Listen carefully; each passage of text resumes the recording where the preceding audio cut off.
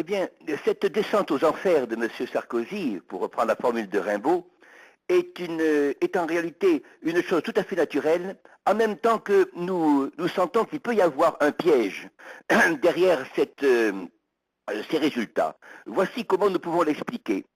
Les Français sont naturellement, comme le dit le résultat de cette opération, insatisfaits, disons, de l'absence de résultats.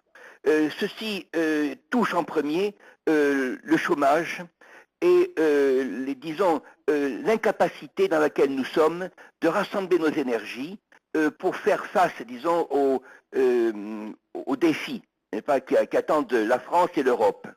Mais il y a aussi un autre aspect, c'est que M. Sarkozy a toujours joué, disons, la dramatisation dans sa vie politique.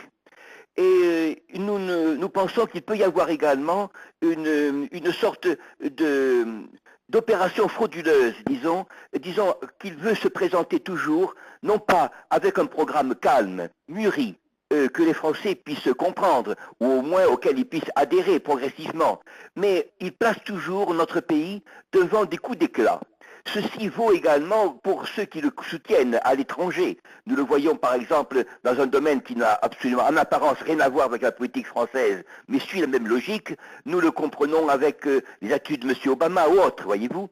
Cette manière de dramatiser la politique n'est pas du tout bonne, parce que, disons, à de fausses situations, à des situations tronquées, répondent également des solutions de la même sorte. Et nous pensons que les Français peuvent être abasourdis par ces résultats. Ils ont rejeté en grande partie, naturellement, M. Sarkozy, c'est-à-dire qu'ils lui enlèvent leur estime. Mais nous pensons et nous soupçonnons que derrière cette opération peut se présenter justement une autre aventure, c'est-à-dire une autre mystification. Je dois dire que les Français ont perdu, c'est la conclusion que nous aurons, depuis très longtemps, la maîtrise de leur destinée, et ils se sentent, comme le sondage l'indique, ballottés d'une incertitude à l'autre.